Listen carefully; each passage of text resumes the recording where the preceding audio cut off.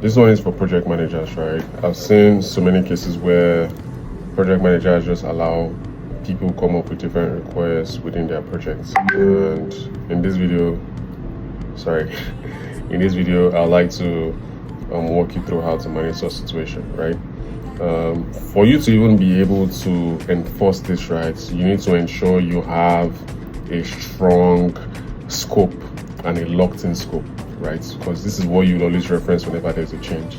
And once that change comes in, you'd compare that request to what is in your scope document, right? If there's a variance or a deviation, then you need to work on a change request. And as a project manager, what you're supposed to do is understand the change, right? Document the impact of the change as relates to the scope of work. Remember, the scope brief or the scope statement or what you have in your project initiation document as relates to what is in scope, right?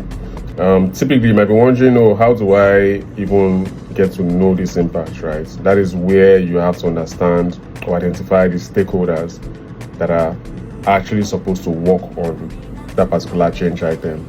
Right, identify the stakeholders, have a session with them, tell them, okay, this is what the other project stakeholders are saying we should include in the project. How long would it take you to implement this? What is the impact on the existing work that we've done? How much is it going to cost us and whatnot? So from that stakeholder review, you are able to actually get all the insights you need to feed into your change request form. And the change request form is sent to a stakeholder that requested for this change for them to approve. So this gives them, it's more like you're saying, okay, the decision is yours now. I've taken it that you want a change, but this is what the implication of your change is. The decision is yours. That's how to manage change requests within your project so that you don't digress from the initial scope and you don't overuse your budget because you're now taking in new work that wasn't incorporated from the onset. For more tips like this, follow this PM Insight. Thank you.